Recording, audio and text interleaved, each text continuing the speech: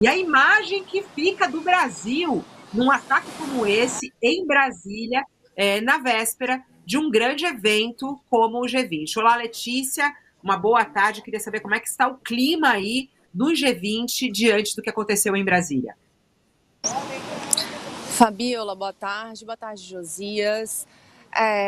Fabiola, o clima mudou. Ontem à noite, o que aconteceu ontem, um pouco depois de 7 da noite, que começou toda essa confusão, já comecei a mandar mensagem, a conversar com as pessoas. Eu senti uma mudança no tom de alguns integrantes de comitivas. O Jamil Chad colocou isso num texto dele também hoje, falando dessa preocupação de diplomatas. Assim, não tem uma ameaça, ou pelo menos até agora, a gente não tem nenhum registro, nenhuma informação sobre ameaça ao evento. O Itamaraty, informalmente, pessoas, integrantes do Itamaraty, falam que o Itamaraty tem toda uma preparação, o governo brasileiro, né, tem toda uma preparação adequada, que todos os cenários estão planejados. Mas quando a gente conversa com o pessoal das comitivas, sim, soou um alarme ontem. Por que isso? A partir na próxima segunda e na próxima terça, o Rio de Janeiro vai estar concentrando um número muito grande de chefes de estados, de presidentes, de primeiros ministros, e alguns deles são muito visados lá fora. A gente sabe que o Brasil não tem uma tradição de atos terroristas, desse tipo de violência política, que é uma coisa mais recente na nossa história, e que o país nunca teve uma preocupação tão grande em relação a isso. Mas o pessoal de fora, em alguns países em específico, eles falam, cara, aqui no meu país é diferente. A gente tem uma preocupação muito maior. Olha o que aconteceu com Donald Trump no meio da campanha, na pré-campanha esse ano em julho. Os Estados Unidos não tomou conta de um telhado que estava lá, o cara tomou um tiro. Então, existem N situações que são colocadas na mesa, isso por diferentes grupos diplomáticos. Eles apontam algumas questões do tipo, o entorno de as ruas vão estar fechadas, porque, voltando aqui para explicar um pouco, o governo federal designou militares que vão fazer parte do Serviço de Segurança no Rio, junto com a Polícia Militar. Tem um esquema ostensivo muito grande, muitas vias de acesso vão estar fechadas, mas tem esses outros detalhes. Por exemplo, essa questão, em volta do hotel, e se algum maluco parar lá com um carro, um caminhão? Até um caso de Oklahoma, em 1995, foi relembrado em uma dessas conversas. Já aconteceu de deixarem um caminhão lá nos Estados Unidos, e ele explodir e matar gente que estava dentro do hotel. Ontem deixaram um carro ao lado da Câmara dos Deputados. Então, assim, azedou um pouco o clima. Claro que o Brasil é reconhecidamente um país pacifista, que historicamente não tem esse tipo de problema, mas várias questões que parecem às vezes um pouco de filme de 007, elas acabam sendo levantadas. Será que a rede de esgoto vai estar sendo protegida? Enfim, todo tipo de elucubração acaba vindo à tona nesse momento. Ô Letícia, oficialmente algum chefe de Estado desistiu de vir ao Brasil? Tem alguma informação a respeito disso?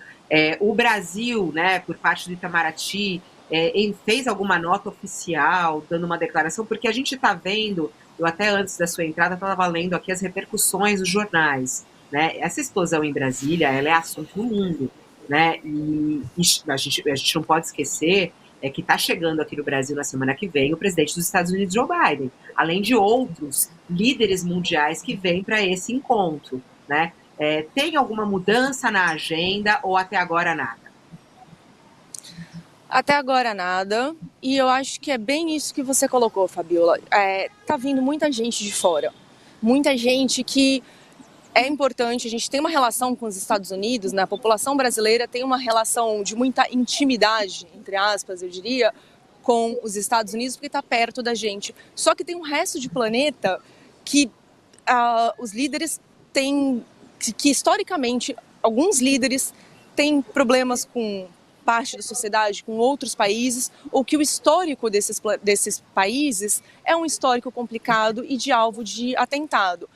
Então, realmente, a imprensa nacional, a imprensa internacional, a gente está sentindo um feeling aí, mas o Itamaraty até agora está colocando panos quentes nas conversas informais. Por enquanto não teve nenhum anúncio oficial. Eu já procurei o governo do estado do Rio também, procurei a prefeitura. Por enquanto, nada muda. O governo do Rio até ficou de fazer, que deve começar em breve, uma coletiva para dar mais explicações sobre a segurança aqui. O ato de ontem foi muito recente, né? Tem pouco mais de 12 horas que aconteceu, que essa confusão toda começou.